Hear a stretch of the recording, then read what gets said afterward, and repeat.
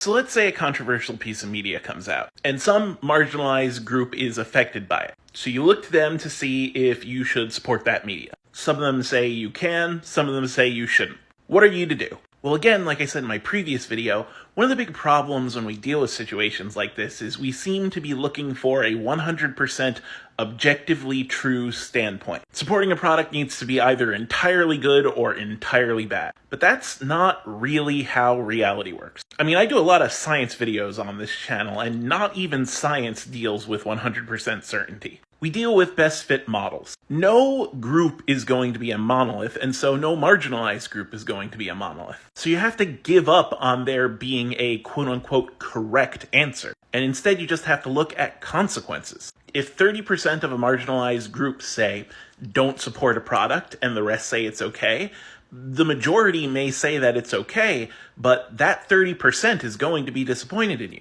And you have to ask yourself, is that worth it?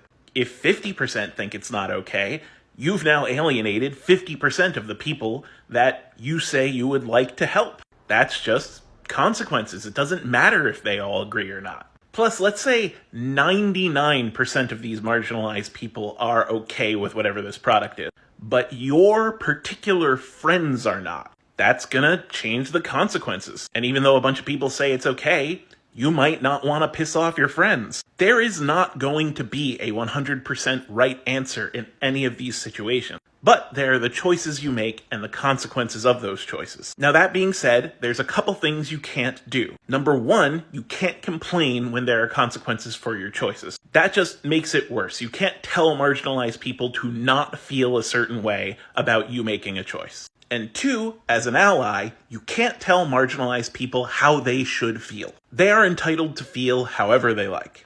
Three, if you revoke your status as an ally because you're upset that other people are upset at you for the choice you made, you are not a good ally in the first place. The whole point of being an ally is that you're in a position of power and the marginalized people are not. Being an ally is pretty altruistic. You should not expect something in return. And if you're only an ally as long as everyone agrees with you and treats you well, then you're not a very good ally. You're just holding your power over the marginalized group again. You're holding your allyship under threat. And finally, and I can't stress this enough, when conflicts like this arise, you need to realize that as an ally, it's not about you. Yeah, you may feel bad. Yeah, people may guilt you. Yeah, the marginalized people from these groups may even say horrible things to you. But that pales in comparison to the experience that marginalized groups go through every day. It's not about you. Accept the consequences of your choices and let it be about someone else.